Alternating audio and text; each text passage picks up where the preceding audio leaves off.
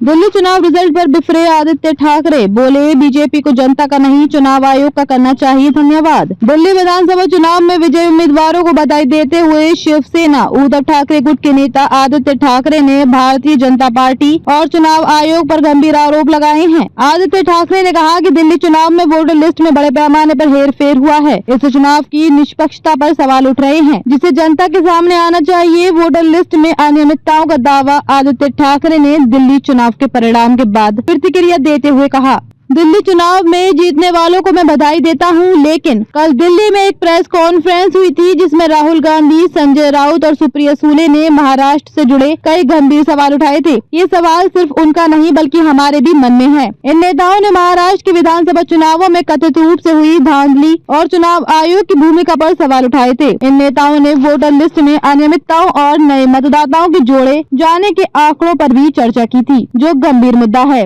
उन्होंने कहा कि आम आदमी पार्टी के नेताओं ने कई बार प्रेस कॉन्फ्रेंस के जरिए वोटर लिस्ट में गड़बड़ी को लेकर सवाल उठाए थे। वोटर लिस्ट से कहीं मतदाता गायब कर दिए गए तो कहीं अनियमित रूप से नए नाम जोड़े गए। ये सच्चाई जनता के सामने आनी चाहिए। सबसे बड़ी बात यह है कि चुनाव जीतने के बाद सबसे पहले बीजेपी को जनता का नहीं बल्कि चुनाव आयोग का धन्यवाद करना चाहिए। वहीं महाराष्ट्र के मुख्यमंत्री देवेंद्र फडणवीस ने दिल्ली से भाजपा की सरकार बनने पर जनता और पार्टी कार्यकर्ताओं का आभार जताया है।